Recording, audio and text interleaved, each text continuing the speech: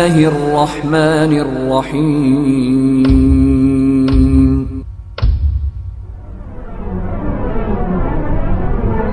محترم حضرات، آج جس موضوع کو لے کر میں آپ حضرات کے سامنے کھڑا ہوا ہوں وہ موضوع ہے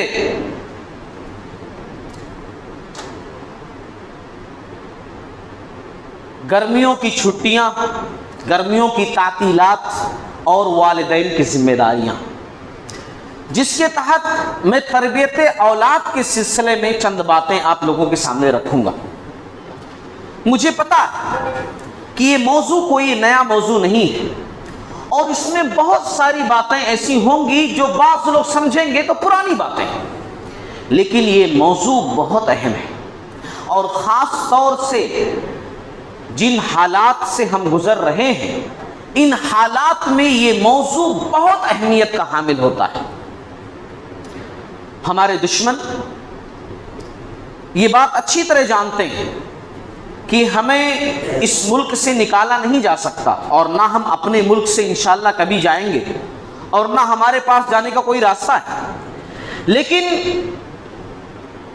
وہ یہ بات ضرور سمجھتے ہیں، ضرور جانتے ہیں کہ ہاں مسلمان یہاں سے جا نہیں سکتے، لیکن وہ یہ بات ضرور کرنے کی کوشش کرتے ہیں، کرتے رہیں گے کہ مسلمان رہے مگر اصلی حالت میں مسلمان نہ رہ جائے۔ ایک مسلمان رہے مگر مسلمان کی جو آگے والی جنریشن آنے والی ہے وہ مسلمان نہ رہ جائے، نام ہو مگر کام مسلمانوں والا نہ ہو۔ اور اسی کے تحت ہم دیکھتے ہیں کہ وہ ہماری بچیوں کو ٹارگٹ بناتے ہیں، اور اسی کے تحت ہم دیکھتے ہیں کہ وہ ہمارے نوجوانوں کے دلوں کے اندر یہ احساس پیدا کرنا چاہ رہے ہیں کہ تم مسلمان ہو جس کی وجہ سے تمہیں ترقی نہیں مل رہی ہے، تم مسلمان ہو جس کی وجہ سے تمہیں سیٹیں نہیں مل رہی ہیں، تم مسلمان ہو جس کی وجہ سے تمہیں وہ مقام نہیں مل رہا ہے جو مقام تمہیں ایک عام نوجوان کی طرح ملنا چاہیے۔ ایک پلاننگ کے تحت ساری چیزیں کی جا رہی ہیں۔ ایسے حالات میں ہم سب کی ذمہ داری ہے کہ ہم اپنے آنے والی نسلوں کی اتنی بہترین تربیت کریں کہ دشمن ہر میدان میں فیل ہو اور ہماری نسلیں جو آئندہ آنے والی ہیں انشاءاللہ رب کی فرما بردار ہو اور صراط مستقیم پر چلنے والی ہو اور اسلام کی صحیح معنوں میں پابند ہو۔ اور اسی کے تحت میں نے، چونکہ چھٹیاں چل رہی ہیں، ہمارے پاس وقت ہی وقت، بچے ایسا نہیں ہے کہ صبح جا رہے ہیں تو شام کو آ رہے ہیں، بلکہ بچے گھر پر ہی ہیں، ہمارے ساتھ ہیں، ہمارے پاس فرصت کے اوقات مل رہے ہیں اور ہم بچوں کے ساتھ گزار بھی رہے ہیں، الحمدللہ عام دنوں کی بنسبت کچھ زیادہ ہی گزار رہے ہیں۔ تو ایسے حالات میں ہم بچوں کی صحیح تربیت کریں، اور اسی لیے یہ موضوع میں نے اخذ کیا ہے جو کہ وقت کے لحاظ سے اور وقت کی مناسبت سے بہترین ہے۔ آئیے ہم اس موضوع پر بات کرتے ہیں۔ محترم حضرات، اللہ تبارک و تعالی نے ہم انسانوں پر بہت سارے انعامات کی بارش کی ہے، اور ان انعامات میں ایک عظیم نعمت اولاد ہے، ایک بہترین نعمت اولاد ہے۔ اولاد جب ہوتی ہے ہمارے گھر میں تب ایک باپ کو، ایک مرد کو احساس ہوتا ہے کہ وہ مکمل مرد ہے، ایک ماں کو، ایک عورت کو وہ احساس ہوتا ہے کہ وہ ایک مکمل عورت ہے۔ اولاد اگر گھر میں ہو تو بہترین سے بہترین نعمت ہے۔ اگر اولاد نہ ہو زندگی کے اندر تو اس کی کمی زندگی بھر محسوس ہوتی رہتی ہے۔ گرچہ زندگی کے اندر بہت سارا پیسہ ہو، زندگی کے اندر دولت ہو، عزت ہو، شہرت ہو، نام ہو، سب کچھ ہو، مگر اگر اولاد نہیں ہے تو یہ کمی آدمی کو ہمیشہ محسوس ہوتی رہتی ہے۔ اور اس مناسبت سے اولاد بہت عظیم نعمت ہے، اس مناسبت سے بھی کہ رسول اللہ صلی اللہ علیہ وسلم نے فرمایا کہ ایک آدمی جنت میں داخل کر دیا جائے گا اور اس کے عمل کے لحاظ سے اس کو مقام بھی دے دیا جائے گا، اس کو درجہ دے دیا جائے گا، لیکن وہ دیکھے گا کہ اس کے درجے میں دن بدن اضافہ ہو رہا ہے، وہ اور اوپر درجے میں جا رہا ہے، تھوڑے دن کے بعد اور اوپر درجے میں جا رہا ہے۔ وہ اللہ سے سوال کرے گا، میرے رب، میرے اعمال جتنے تھے اتنا مقام تو نے مجھے دے دیا تھا میرے عمل کی بنیاد پر، لیکن اب یہ جو مجھے ہائی پر ہائی اور اونچا درجہ دیا جا رہا ہے یہ مجھے سمجھ میں نہیں آ رہا ہے. ایسا کیسے ہو رہا ہے جبکہ میری جتنی نیکیاں تھیں، میرے جتنے اعمال تھے، اس کا بدلہ اور اس حساب سے میرا درجہ جنت میں وہ تو مل چکا تھا، پھر یہ میں درجہ کیسے حاصل کر رہا ہوں جبکہ میں کوئی کام تو نہیں کر رہا ہوں؟ تو اللہ تعالیٰ کہے گا تم نے جو اپنے اولاد کی بہترین تربیت کی تھی وہ تمہارے لیے صدقہ جاریہ بنی ہے. دنیا میں تمہاری اولاد نیکیوں پر نیکیاں کر رہی ہے اور جس کی وجہ سے جنت میں تمہارے درجات بلند سے بلند ہو رہے ہیں. اس لحاظ سے بھی اولاد بڑی عظیم نعمت ہے. قرآن مجید کے اندر اس نعمت کو مختلف انداز سے ذکر کیا گیا ہے، مختلف ٹاپک سے ذکر کیا گیا ہے. اولاد کی نعمت کو اللہ تبارک و تعالیٰ نے کہیں اولاد کے تعلق سے کہا کہ دیکھو اولاد دنیا کی بڑی عظیم نعمت ہے، تمہارے گھر کا چین و سکون ہے، تمہارے گھر کی رونق ہے، تمہاری زندگی کی خوشی ہے تمہاری اولاد. اللہ نے اس بات کا تذکرہ کیا ہے سورۃ الکہف میں، المال والبنون زینت الحیات الدنیا، کہ بے شک مال اور اولاد یہ دنیا کی زینت ہے، دنیا کی خوبصورتی ہے تمہارے لیے. لیکن اسی اولاد کو اللہ رب العالمین نے سورۃ تغابن میں کہا کہ دیکھو اولاد تمہارے لیے آزمائش بھی ہے. اللہ نے کہا انما اموالکم واولادکم فتنہ، کہ تمہاری اولاد، تمہارے مال تمہارے لیے آزمائش ہے، تمہارے لیے امتحان ہے. اور اس سے بڑھ کر اللہ تبارک و تعالی نے سورۃ تغابن کی ایک دوسری آیت کے اندر کہا کہ دیکھو تمہاری اولاد تمہاری دشمن بھی ہے. اللہ نے کہا یا ایھا الذین آمنو، اے ایمان والو، ان من ازواجکم واولادکم عدوا لکم فاحذروہم، کہ اے ایمان والو بے شک تم میں سے بعض کی بیویاں اور تمہاری بعض اولاد تمہارے دشمن ہیں، ان سے ہوشیار رہنا. کہیں اللہ نے اولاد کو کہا دنیا کی عظیم نعمت، تمہارے گھر کا چراغ، تمہاری زندگی کی رونق، تمہاری زندگی کی خوشی تمہاری اولاد ہے. اور کہیں کہا کہ دیکھو تمہاری اولاد ہی تمہارا امتحان ہے. اور کہیں کہا تمہاری اولاد ہی تمہاری دشمن ہے. یہ تمام تصورات، یہ تمام باتیں اپنی جگہ درست ہیں. وہ اس طرح درست ہیں کہ اگر اولاد مطیع ہو، اگر اولاد فرما بردار ہو، اگر اولاد نیک ہو، اگر اولاد صالح ہو تو زندگی کی سب سے عظیم نعمت ہے، دنیاوی اعتبار سے بھی اور اخروی اعتبار سے عظیم نعمت اولاد ہے. مگر یہی اولاد اگر بد اخلاق ہو، یہی اولاد اگر بد کردار ہو، یہی اولاد اگر نافرمان ہو تو واللہ زندگی میں پھر کسی اور عذاب کی ضرورت نہیں. بد اخلاق اولاد، بد خلق اولاد یہ ہمارے لیے زحمت ہی زحمت ہے. کسی اور عذاب کی ضرورت نہیں رہ جاتی زندگی کے اندر اگر اولاد نافرمان ہو. اس لیے یہ نعمت، اب میں جو باتیں کہہ رہا ہوں سو غور سے سنیے گا، یہ نعمت اکثر کو ملتی ہے، کم اور بیش سب کو ملتی ہے، سب کو یہ نعمت ملتی ہے. لیکن اس نعمت کو نعمت بنانے کے لیے والدین کو محنت کرنی پڑتی ہے. اس نعمت کو نعمت بنانے کے لیے والدین کو محنت کرنی پڑتی ہے، اپنی ذمہ داریوں کو نبھانا پڑے گا. انہی والدین کی اولاد نعمت بنے گی جو اپنی ذمہ داریوں کو سمجھتے ہیں، اولاد کی صحیح تربیت کرتے ہیں. ماں ہونے کی ذمہ داری نبھاتی ہے، باپ ہونے کی ذمہ داری نبھاتا ہے. تبھی یہ نعمت در حقیقت ہمارے لیے نعمت ثابت ہوتی ہے، ورنہ یہ نعمت زحمت میں بدل جاتی ہے. محترم حضرات، اب اس پوائنٹ پر ہم بات کرتے ہیں کہ ذمہ داری کا مطلب ہم نے کیا سمجھا ہے، کہ اولاد کے تئیں ہمارے اوپر ذمہ داری ہے. ذمہ داری کا مطلب کیا؟ آج ہم یہ سمجھتے ہیں کہ اولاد کے متعلق جو ہمارے اوپر ذمہ داری ہے اس کا مطلب یہ ہے انہیں اچھا کھلائیں، انہیں اچھا پہنائیں، انہیں اچھا پڑھائیں، انہیں doctor, engineer, collector, IAS، IFS، IPS اور لائر، اونچے سے اونچے عہدے پر اونچے سے اونچا مقام دنیا کے اندر دلائیں. یہ دراصل والدین کی ذمہ داری ہے.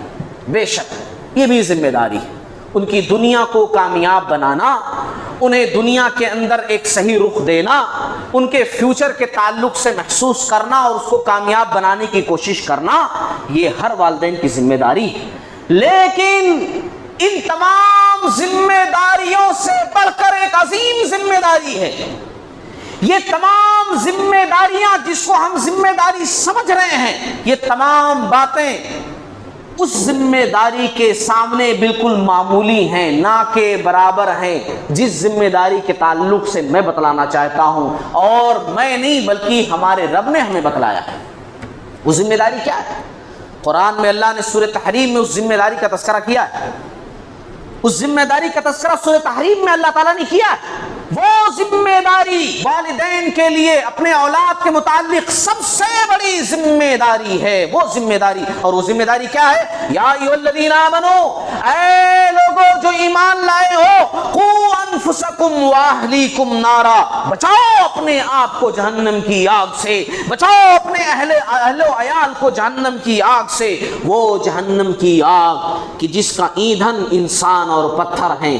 تم دنیا کے اندر آگ جل رہی ہو، اس کو بھڑکانے کے لیے اور لکڑیاں ڈالتے ہو، اس کو بھڑکانے کے لیے پیٹرول ڈیزل ڈالتے ہو، اس کو بھڑکانے کے لیے تم کوئلہ ڈالتے ہو، لیکن جہنم کی آگ اتنی خطرناک ہے، اتنی زیادہ ہے کہ ہم اس کو بھڑکانے کے لیے انسانوں کو ڈالتے ہیں، جس کا ایندھن انسان اور پتھر ہیں۔ اس آگ سے اپنے آپ کو بچاؤ اور اپنے اہل و عیال کو بچاؤ۔ یہ ذمہ داری سب سے بڑی ذمہ داری ہے والدین کے لیے، سب سے بڑی ذمہ داری۔ دنیاوی ذمہ داریاں اس ذمہ داری کے سامنے کوئی حیثیت نہیں رکھتی، وہی ذمہ داری سب سے عظیم ذمہ داری ہے۔ اگر یہ ذمہ داری نہیں نبھائی تو کیا ہوگا؟ یہ ذمہ داری جو اللہ نے ذکر کی، اس ذمہ داری کو کوئی شخص نہ نبھائے، دنیا میں اعلیٰ سے اعلیٰ ڈگری دلا دے اپنے بچوں کو، بڑے سے بڑا اونچا مقام اور عہدہ دلا دے اپنے بچوں کو، لیکن یہ ذمہ داری نہیں نبھائے تو اللہ تعالیٰ قیامت والے دن سوال کرے گا۔ اللہ سوال یہ نہیں کرے گا کہ تم نے ڈاکٹر بنایا تھا کہ نہیں بنایا تھا، انجینئر بنایا تھا نہیں بنایا تھا، کلکٹر بنایا تھا نہیں بنایا تھا، تم نے اسے جو ہے اونچے سے اونچے عہدے پر بٹھایا تھا نہیں بٹھایا تھا، نہیں سوال ہوگا، واللہ نہیں سوال ہوگا۔ لیکن سوال یہ ضرور ہوگا کہ تم نے ایک اچھا مسلمان بنایا تھا، تم نے توحید کی تعلیم دی تھی، تم نے اپنے بچوں کے دل و دماغ کے اندر رسول اللہ صلی اللہ علیہ وسلم کی عظمت کو بٹھایا تھا کہ نہیں بٹھایا تھا، تم نے قرآن کی تعلیم دی تھی کہ نہیں دی تھی، تم نے آخرت کے بارے میں سبق سکھایا تھا کہ نہیں سکھایا تھا۔ یہ سوال ضرور ہوگا۔ کلکم راعٍ وکلکم مسئول عن رعیتہ، ہر شخص دنیا کے اندر ذمہ دار ہے اور اس کی ذمہ داری کے تعلق سے سوال کیا جائے گا۔ والمرأۃ راعیۃ فی بیت زوجها ومسئولۃ عن رعیتہا، ایک عورت، ایک خاتون گھر کے اندر ذمہ دار ہے بحیثیت بیوی، بحیثیت ماں۔ کل قیامت کے دن اللہ تعالیٰ اس کی ذمہ داریوں کے تعلق سے سوال کرے گا، سوال کرے گا اللہ رب العالمین۔ تو ہر ماں باپ کی ذمہ داری ہے کہ وہ اپنے اولاد کی پرورش اس طرح کریں کہ وہ جہنم کی آگ سے بچ سکیں۔ یہ سب سے بڑی ذمہ داری ہے۔ انہیں دین سکھائیں، انہیں اسلام بتائیں، انہیں نماز کی پابندی کرائیں، سچائی کے فائدے بتائیں، جھوٹ کے نقصانات سکھائیں۔ اور اگر ان ذمہ داریوں کو نہیں نبھایا تو سن لو کان کھل کر کے، آپ نے بڑی ترقی دلا دی اپنے بچوں کو، لیکن اگر یہ ذمہ داریاں نہیں سکھائیں جو اللہ رب العالمین نے بتائی ہیں، تو پھر آپ صلی اللہ علیہ وسلم کی حدیث سنو، صحیح مسلم کی، آپ صلی اللہ علیہ وسلم نے فرمایا جس بندے کو اللہ نے کوئی ذمہ داری دی ہو، پھر وہ شخص اپنی ذمہ داری میں خیانت کرتے ہوئے مر گیا، اپنی ذمہ داری اس نے نہیں نبھائی، تو ایسے شخص پر اللہ تعالیٰ نے جنت کو حرام کر دیا ہے۔ آپ نمازی ہو جائیں، آپ زکاتی ہو جائیں، آپ حاجی ہو جائیں، مگر اگر یہ ذمہ داری آپ نے نہیں نبھائی تو جنت کے مستحق آپ نہیں بن سکتے، جنت میں جانے والے آپ نہیں بن سکتے۔ یہ رسول اللہ صلی اللہ علیہ وسلم کا فرمان ہے، میں نہیں کہہ رہا ہوں، پیارے نبی صلی اللہ علیہ وسلم نے یہ بات کہی۔ اچھا، اب ایک اور پہلو پر بات کر لیں کہ اولاد کی تربیت کس طرح کرنی ہے اور کب کرنی ہے، کب سے شروع کرنی ہے اولاد کی تربیت، کب سے؟ کیونکہ ہمارے پاس کیسا ہوتا ہے کہ ہم ابھی بہت چھوٹے ہیں، ارے ابھی عمر ہی کیا ہے، بچہ اسکول سے پینسل چرا کر لے کر چلا آئے، اس کو چوری نہیں سمجھ رہا, وہ چپکے سے نکالی, اپنی ہوشیاری سمجھ رہا ہے. پینسل لے کر آ گیا میرا بچہ, ابھی بڑا چھوٹا ہے, کوئی بات نہیں. وہ کیا کیا, کسی کو مار کر چلا آیا, ظلم کر کے کسی پر, بہت چھوٹا ہے. ہمارے بچے چھوٹے چھوٹے کپڑے پہننا, ہماری بچی چھوٹے چھوٹے ڈریس پہننا پسند کرتی ہے, بہت چھوٹی ہے ابھی عمر ہی کیا. یہ تمام چیزیں. سوال یہ ہے کہ ہم اپنے اولاد کی تربیت کب سے کریں, کس طرح کریں, یہ دوسرا سوال ہے. کب سے کریں یہ اس سے پہلے کا سوال. تو اس سلسلے میں پہلی بات جو میں بتانا چاہتا ہوں آپ لوگوں کو وہ یہ کہ اپنے اولاد کی تربیت اولاد کی پیدائش سے شروع ہو جاتی ہے, پیدا ہونے سے پہلے ہی شروع ہو جاتی ہے. بلکہ ابھی آپ کا نکاح نہیں ہوا ہے اس سے پہلے اولاد کی تربیت شروع ہو جاتی ہے. آپ پریشان ہوں گے, شادی نہیں ہوئی, اولاد تو بات کی بات ہے, ہوتی نہیں ہوتی, اور پہلے سے تربیت شروع کر دوں میں, کیسے, کس کی تربیت کروں جب اولاد ہی نہیں ہے, شادی نہیں ہوئی ہے. جی ہاں, جب آپ اپنے بچوں کی ماں کا انتخاب کرتے ہیں, یعنی کہ اپنی بیوی کا انتخاب کرتے ہیں, اسی وقت سے اولاد کی تربیت شروع ہو جاتی ہے. اور اسی لیے پیارے نبی صلی اللہ علیہ وسلم نے فرمایا کہ تم بہترین صالح عورت کا انتخاب کرو, کیونکہ وہ صالح عورت صرف تمہاری بیوی نہیں ہے, وہ صالح عورت تمہارے بچوں کی ماں ہے.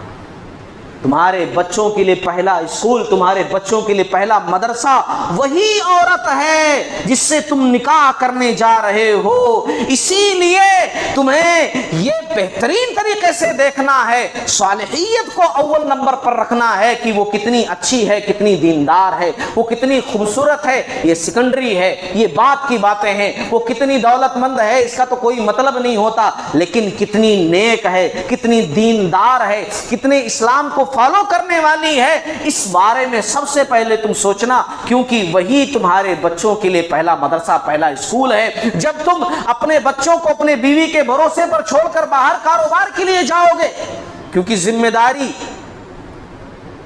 خرچے کی نبھانے کی تمہاری ہے, تمہاری بیوی کی نہیں, بیوی گھر میں ہے, اور اسی لیے اللہ نے اس کے اوپر ذمہ داری نہیں رکھی, کیونکہ بچوں کی پرورش کی شروعات وہی کرتی ہے. تو تمہیں بے فکری ہونی چاہیے, میں ایک بہترین عورت کے پاس اپنے بچوں کو چھوڑا ہوں, بہترین تربیت کرے, ہاں بہترین تربیت کرے گی. اگر میں اس کی مثال دینا چاہوں نا, مثال دینا چاہوں, میں نے بڑا سوچا, بڑے صحابیات کے نام میرے سامنے آئے کہ میں کس کی مثال رکھوں لوگوں کے سامنے.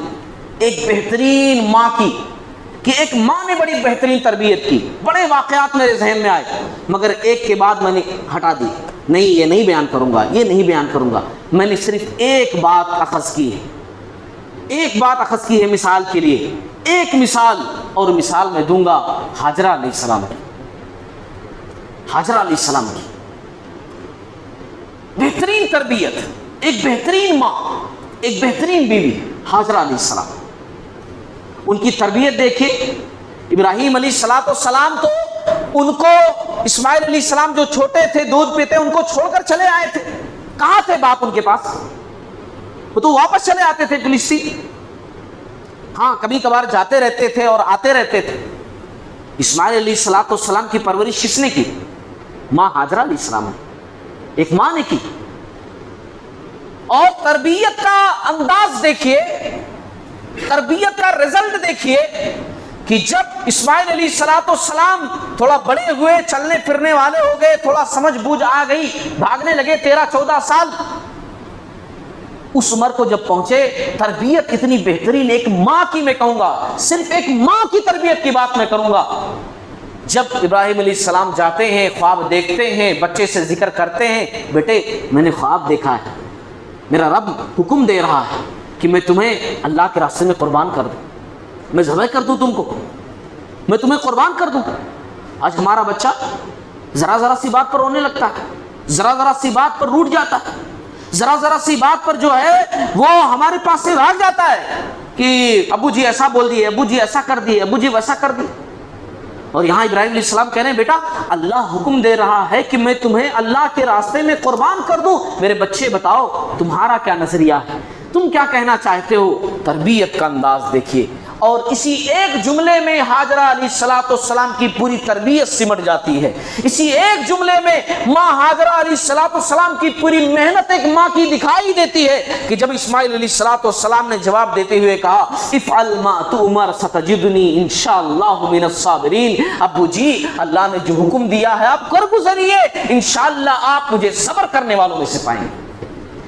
یہ ایک جملہ نہیں ہے، ایک پوری تاریخ ہے. یہ ایک جملہ نہیں ہے، ایک ماں کی پوری تربیت ہے.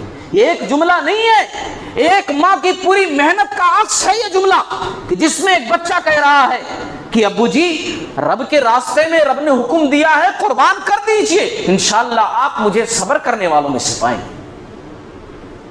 ایک ماں کی تربیت تھی. سمجھ رہے اس بات کو؟ تو اسی لیے اپنی جو زوجیت میں جس بچی کو لا رہے ہیں نوجوان سنیں، بڑا خاندان نہ دیکھیں، بہت زیادہ خوبصورتی نہ دیکھیں، بلکہ یہ دیکھیں کتنی نیک ہے، کتنی دیندار ہے. میں کہوں گا اس کے لیے ضروری نہیں ہے کہ بہت زیادہ پڑھی لکھی ہو، نہیں، اچھا ہونے کے لیے بہت زیادہ پڑھا لکھا ہونا ضروری نہیں ہے. نیک ہونے کے لیے بہت زیادہ ڈگری ہولڈر کی ضرورت نہیں ہے. نیک ہونے کے لیے اللہ کا ڈر کافی، اللہ کا ڈر کافی. ایسی لڑکیوں کا جو ہے انتخاب کریں. تو یہ تو پہلی بات ہو گئی کہ تربیت کے لیے دیندار عورت کا انتخاب کریں. دوسری بات، جب بھی اللہ سے دعا مانگیں، نیک اولاد کی دعا مانگیں. ہم اور آپ بڑی غلطیاں کرتے ہیں.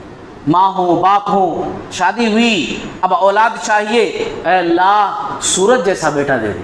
سورج تو گرم ہوتا ہے، گرم اولاد چاہیے. اب چاند جیسے بیٹا دے دے. کیوں؟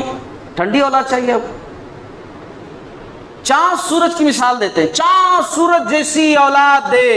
انبیاء کی مثالیں دیکھیے، انبیاء کی دعائیں دیکھیے. ابراہیم علیہ السلام دعا کر رہے ہیں ربی حب لی من الصالحین، اے اللہ صالح اولاد چاہیے. زکریا علیہ السلام دعا کر رہے ہیں ربی حب لی من لدنک ذریۃ طیبۃ انک سمیع الدعاء، اے اللہ اپنے پاس سے پاکیزہ اولاد عطا فرما، پاکیزہ اولاد عطا فرما. یہ دعائیں مانگ رہے ہیں. اس طرح دعائیں مانگنی چاہیے، ہے نا. صالح اولاد، نیک اولاد، فرما بردار اولاد. اور جب اولاد ہو جائے 7ویں دن عقیقہ کریں، اچھا سا نام رکھیں. لوگ عقیقہ نہیں کرتے. لوگ اکثر اپنے بچوں کا عقیقہ وہ شادی کے موقع پر کرتے ہیں. وہ شادی سے پہلے جو بیجا رسومات ہوتی ہیں نا، ان رسومات میں عقیقے کو ڈال دیتے ہیں. او اللہ کے بندو، مسلمان ہو، نبی کی سنت یاد نہیں رہتی، نبی کا فرمان یاد نہیں رہتا. یہ نبی کی حدیث ہے کہ 7ویں دن عقیقہ کرو اور اپنے بچے کا اچھا سا نام رکھو. اب اچھا سا نام کا مطلب ہم نے کیا سمجھ رکھا؟ ایسا نام جو پوری بستی میں نہ ہو. ڈھونڈتے ہیں، مولوی صاحب سے پوچھتے ہیں مولوی صاحب کوئی اچھا سا بتاؤ. مولوی صاحب بتا دیے عبداللہ رکھ لو. پیارے نبی صلی اللہ علیہ وسلم نے کہا کہ عبداللہ عبد الرحمن سب سے اچھے نام، ان سے اچھا نام کوئی دوسرا ہو ہی نہیں سکتا. ہمارے نبی یہ تو گلی گلی میں مل جاتا مولانا، عبداللہ عبد الرحمن، یہ تو گلی گلی میں مل جاتا. اچھا ٹھیک ہے، پھر صحابہ کا نام رکھ لو. ارے یہ تو ہمارے چاچا کا، تائبہ کا، فلاں فلاں کا. سب کچھ ایسا بتائیے کہ جو بس پھٹ دے زبان پر آ جائے اور کسی کا نام نہ ہو. ہاں، کسی کا نام نہ ہو. نہیں، غلط. ہم لوگ مسلمان ہو کر بھی نا صحابہ کی سنت کو بھول چکے ہیں. رسول اللہ صلی اللہ علیہ وسلم کی احادیث کو فراموش کر دیے. صحابہ کو آپ دیکھیے کتنا ملتا جلتا نام ہے. عبداللہ بن عباس ہیں، عبداللہ بن عمر ہیں، عبداللہ بن ابو بکر ہیں، عبداللہ بن عبد الرحمن ہیں. سب اپنے بچوں کا نام عبداللہ رکھ رہے ہیں. ولدیت سے پتہ چل رہا ہے انہوں فلاں کے بیٹے، انہوں فلاں کے بیٹے، انہوں فلاں کے بیٹے. تاریخ اٹھا کر آپ دیکھیے، اسلامی تاریخ، تو آپ کو بادشاہوں کے بچوں کے نام محمد محمد محمد محمد دکھے گا. محمد اول، محمد ثانی، محمد ثالث، محمد رابع، محمد خامس، یعنی پہلے محمد، دوسرے محمد، تیسرے محمد، ایسا نام ملیں گے آپ کو. ہم آج ہماری حالت ہمارے کرتوتوں کی وجہ سے ہے. ہمارے کرتوت بھی ایسے ہیں، ہمارے اعمال بھی ایسے ہیں. ہاں، ہم بڑے اچھے نہیں ہیں کہ بڑے اچھے ہیں. اللہ کی مار جو پڑ رہی ہے وہ اسی وجہ سے پڑ رہی ہے، مگر ہم سمجھ نہیں پا رہے. بہرحال بات اس طرف نہیں لے کر جانا چاہ رہا ہوں. ناموں کا اثر ہوتا ہے، ہماری کبھی کبھار ہوتا ہے. بالکل یہ بات اپنی جگہ پر رہا. ناموں کا بھی اثر ہو سکتا ہے اور ہوتا ہے کبھی کبھی.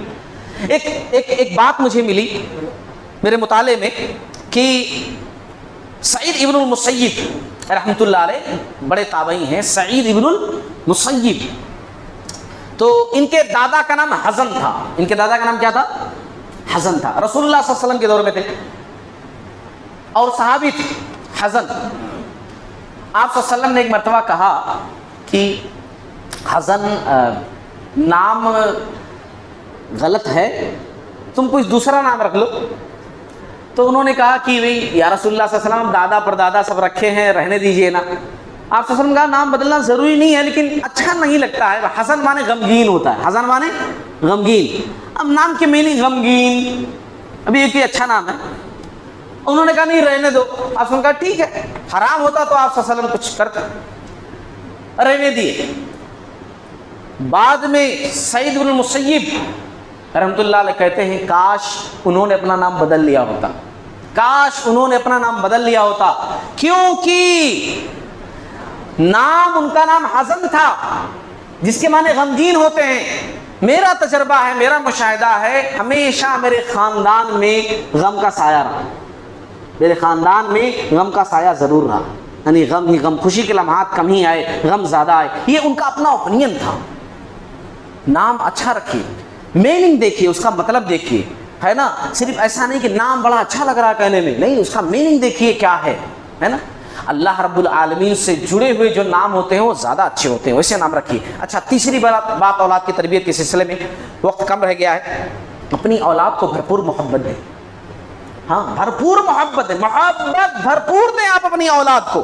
انہیں جب کسی غلطی پر سمجھائیں تو اچھے انداز سے سمجھائیں.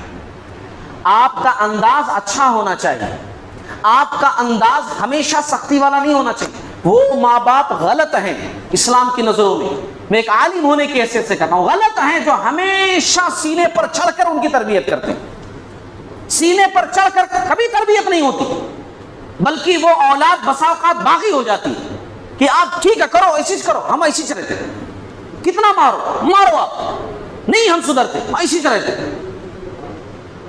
اور نرمی کے ساتھ, دوستی کے ساتھ, محبت کے ساتھ بہت کچھ کیا جا سکتا ہے, بہت کچھ کیا جا سکتا ہے. آپ اپنے بچوں کو جب جانوروں کی طرح مار سکتے ہیں, ایسا نہیں میں کہہ رہا ہوں حرام ہے, بچوں کو مار سکتے ہیں. آپ صلی اللہ علیہ وسلم نے کیا فرمایا, 7 سال کے ہو جائیں تو نماز کی تربیت کرو, اور اگر وہ 7 سال سے آگے 10 سال کے پہنچ جائیں نماز نہ پڑھیں تو ان کو مارو. یہ آپ صلی اللہ علیہ وسلم نے کہا, حدیث ہے, مار سکتے ہو, مگر جانور کی طرح ان کی گڈائی کرنا, جانوروں کی طرح ان کو مارنا, یہ شریعت نے اجازت نہیں دی ہے. چہرے پر مارنا شریعت نے اس کی اجازت نہیں دی ہے. میں ایک واقعہ سناؤں اس سلسلے میں, حالانکہ وقت ہو رہا ہے, ہونے والا ہے, مگر پھر بھی ایک واقعہ سناؤں اپنی بات کو میں سمجھانے کے لیے. رسول اللہ صلی اللہ علیہ وسلم کی ایک باندی تھی, نوکرانی تھی. آپ صلی اللہ علیہ وسلم ایک بیوی کے حجرے میں ہیں, اور آپ صلی اللہ علیہ وسلم کو ضرورت محسوس ہوئی کسی چیز کی, بادی کو آواز دی تاکہ وہ آئے اور وہ چیز منگا لوں. بادی صحن میں, مسجد کے صحن میں بکری کے بچے کے ساتھ کھیل رہی ہے. آپ صلی اللہ علیہ وسلم دیکھ رہے ہیں کہ وہ بکری کے بچے کے ساتھ کھیل رہی ہے نوکرانی, مگر آپ صلی اللہ علیہ وسلم کئی مرتبہ آواز دی پھر بھی نہیں آئی, وہ کھیلتی رہی. رحمت اللہ علیہ صلی اللہ علیہ وسلم غصے سے اٹھے, اس کے پاس آئے اور کہا کہ میں آواز دے رہا ہوں تم کو, پھر بھی تم میری بات نہیں سن رہی ہو. اگر مجھے قیامت کے دن اللہ تعالیٰ کے سامنے کھڑے ہونے کا ڈر نہ ہوتا تو یہ مسواک, آپ صلی اللہ علیہ وسلم کے کان پر مسواک تھی. مسواک کتنی بڑی ہوتی ہے, کتنی بڑی ہوتی ہے, کان پر مسواک آپ صلی اللہ علیہ وسلم کے لگی ہوئی ہے, کتنی بڑی ہو سکتی ہے مسواک, ایک بالش کی زیادہ سے زیادہ. آپ صلی اللہ علیہ وسلم نے کہا اگر اللہ تعالیٰ کے سامنے کھڑے ہونے کا ڈر نہ ہوتا, حساب کتاب کا ڈر نہ ہوتا کہ اللہ سوال کرے گا اس بارے میں بھی, تو آج میں اس مسواک سے تم کو مارتا. مارا نہیں, مارتا. وہ لوگ جو اپنی بیویوں کو جانوروں کی طرح پیٹتے ہیں, چہرے پر جڑ دیتے ہیں, اپنے بچوں کو چہرے پر مارتے ہیں, جانوروں کی طرف پیٹتے ہیں, کل قیامت کے دن یہ بات یاد رکھنا, آپ سے سوال کیا جائے گا اور آپ کو جواب دینا رہے. بے شک اولاد کی تربیت ہے, مگر انسان اور جانور میں فرق ہوتا ہے. انسان کو اللہ تعالیٰ نے ایک الگ درجہ دے رکھا ہے. کتنی بڑی سے بڑی غلطی بیوی اگر کر دے, مثال میں دوں گا, بیوی کتنی بڑی غلطی کر دے مگر پھر بھی چہرے پر نہیں مارنا, ایک درجہ دیا ہے اللہ رب العالمین نے انسان کو, ایک عزت دی ہے, اس کو ہم بھی ٹچ نہیں کر سکتے ہیں. اس بات کو ہمیشہ یاد رکھیے. اللہ کے نبی صلی اللہ علیہ وسلم بچوں کی تربیت کرتے تھے, اور بڑے اچھے انداز سے کرتے تھے آپ صلی اللہ علیہ وسلم، ہے نا، بڑے اچھے انداز سے۔ عمر بن سلمہ رضی اللہ تعالی عنہ ہیں، یہ بچے تھے، اپنا واقعہ بیان کرتے ہوئے کہتے ہیں کہ میں بچہ تھا اور کھاتے وقت میرا ہاتھ جو ہے ادھر ادھر بھاگتا رہتا تھا، کبھی ادھر سے کبھی ادھر سے کبھی ادھر سے کبھی ادھر سے۔ آپ صلی اللہ علیہ وسلم کے ساتھ ایک مرتبہ بڑی تھالی میں کھا رہا تھا، کئی لوگ تھے، میرا ہاتھ ادھر ادھر بھاگ رہا تھا۔ آپ صلی اللہ علیہ وسلم نے مجھے سمجھایا، کہا بچے ایسا نہیں کھاتے ہیں بیٹا، ایسا نہیں کھاتے ہیں، بسم اللہ کہہ کر کھاتے ہیں، اپنے سامنے سے کھاتے ہیں، ادھر ادھر سے نہیں کھاتے ہیں۔ آپ صلی اللہ علیہ وسلم نے تربیت بتایا اس طریقے سے۔ آپ صلی اللہ علیہ وسلم نواسے کے ساتھ جا رہے ہیں، راستے میں کھجور پڑا ہوا، نواسے اٹھائے، کھجور منہ میں رکھ لیے۔ آپ صلی اللہ علیہ وسلم نے کہا کہ چھی چھی، تھوکو تھوکو تھوکو بیٹے تھوکو، کیا تمہیں نہیں پتا ہم آل محمد صلی اللہ علیہ وسلم پر صدقہ حرام ہے؟ ہو سکتا ہے کہ یہ کھجور صدقے کا ہو، کوئی لے کر جا رہا ہو اور تم کھا رہے ہو، تھوکو اس کو تھوکو، ایسا نہیں گھپاٹ سے مار دیا جڑ دیا، اتنی بڑی غلطی، اتنی بڑی گستاخی ہمارے خاندان کے بارے میں نہیں، پیار سے سمجھایا۔ تو یہ چیز ہماری نظروں میں ہمیشہ ہونی چاہیے، ہمیشہ ہونی چاہیے۔ بہت ساری باتیں کرنے کی ہیں لیکن وقت کی مناسبت سے میں جلدی کر رہا ہوں۔ دیکھیے جب وہ بڑے ہو جائیں، جائز ناجائز چیزوں کے بارے میں بتائیں، ماں بیٹی کی دوست بن جائے، باپ بیٹے کا دوست بن جائے۔ ہاں، جب ان کے دل کے اندر کوئی جذبات پیدا ہو تو اتنی اچھی دوستی ہو کہ بیٹی ماں کو بتائے، ماں سے شیئر کرے، بیٹا باپ سے ہر تکلیف، ہر دکھ، ہر پرابلم بیان کر سکے، اتنی اچھی دوستی ہو۔ ایسا نہیں دوسروں کے کندھوں کا سہارا لینا پڑے، دوسروں کو تو بتائیں اپنے دل کی باتیں اور آپ سے نہ بتائیں۔ یہی آپ فیل ہو جاتے ہیں کہ جب ایک بچہ ایک بچی اپنی پرابلم دوسروں سے بتائے مگر آپ سے نہ بتائے، اس کا مطلب آپ فیل ہو۔ ماں باپ کی ذمہ داری ہوگی کہ آپ کا بچہ، آپ کی بچی آپ کو نہ بتا کر دوسروں کو بتا رہی ہے۔ اس بات کا احساس ہمیشہ رکھیے۔ چھٹیاں چل رہی ہیں، ہمارے پاس وقت ہی وقت ہے، یہ تربیت اچھی نہیں ہے کہ ہم بیٹھ کر کے فلمیں دیکھ رہے ہیں ساتھ میں۔ چھٹیاں ہیں، صبح جلدی اٹھنا نہیں ہے تو فجر کی نماز غائب ہے، عشاء کے بعد لمبی باتیں ہو رہی ہیں، ہنسی مذاق ہو رہا ہے، 11 بجے 12 بجے تک سو رہے ہیں۔ یہ تربیت ہے بچوں کی۔ اپنے آپ کو جہنم کی آگ سے بچانا ہے، اپنے اہل و عیال کو جہنم کی آگ سے بچانا ہے۔ چھٹیاں چل رہی ہیں، بہترین تربیت کیجئے، بہترین طریقہ اختیار کیجئے اپنی اولاد کے بارے میں۔ میں ایک بات بتاؤں آپ کو، ایک بندہ تھا، تمثیلی واقعہ بتا رہا ہوں، تمثیلی واقعہ۔ ایک بندہ تھا، اپنے بچوں کو گھمانے کے لیے، وہ شہر کا رہنے والا تھا، گاؤں میں لے کر گیا کسانی دکھانے کے لیے کہ بھئی کس طرح کسان کھیتی باڑی کرتا ہے۔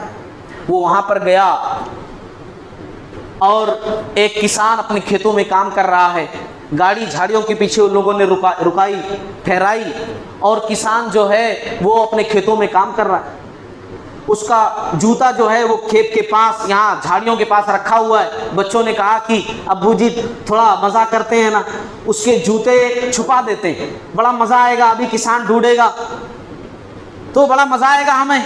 ایک اچھے والدین کی نشانی دیکھیے کہ اس انداز کو بھی اچھے میں کیسے بدلتے ہیں، بچوں کے اس حرکت کو بھی اچھائی میں کیسے لے کر آتے ہیں۔ باپ نے کہا اچھی بات ہے بیٹا، مزہ کرنا چاہیے، ہنسی مذاق کرنا چاہیے، اچھا لگتا ہے، لیکن یہ کیا آپ کے ہنسی مذاق سے کسی اور کو تکلیف پہنچے تو کیا یہ اچھی بات ہے؟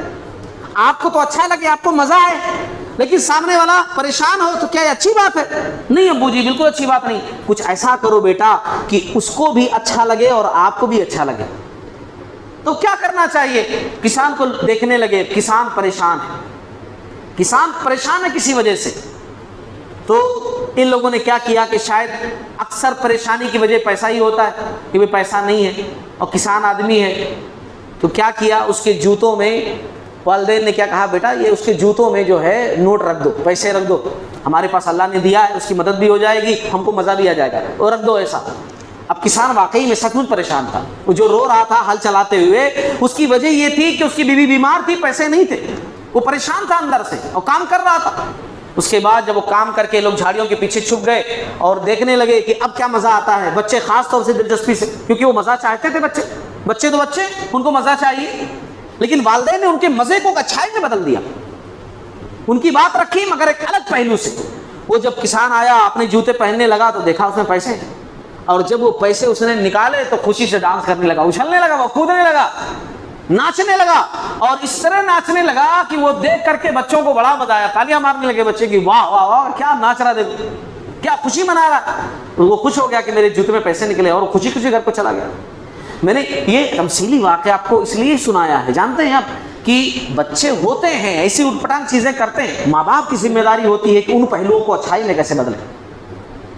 چھٹیاں چل رہی ہیں، آپ بہت سارے اچھے کام کر سکتے ہیں، ان کے حق میں دعا کریں، بڑی بہترین چیز ہے، دعا کریں ان کے حق میں. قرآن میں سکھائی گئی ہیں دعائیں، اولاد کے لیے ماں باپ دعا کریں، رب اجعلنی مقیم الصلاۃ ومن ذریتی ربنا تقبل دعا ربنا اغفر لی ولوالدی وللمؤمنین یوم یقوم الحساب. اے اللہ مجھے نمازی بنا، میرے اولاد کو نمازی بنا. دعائیں مانگنی چاہیے، دعائیں مانگنی چاہیے. اللہ نے اچھے بندوں کی مثال دی ہے کہ اچھے بندے دعا کرتے ہیں. کیا دعا کرتے ہیں؟ ربنا ہب لنا من ازواجنا وذریاتنا قرۃ اعین واجعلنا للمتقین اماما. اے اللہ تو ہماری بیویوں کو، ہماری بیوی کو، ہماری اولاد کو ہماری آنکھوں کی ٹھنڈک بنا، ہمارے بچوں کو، ہمارے گھر والوں کو ہمارے آنکھ کی ٹھنڈک بنا.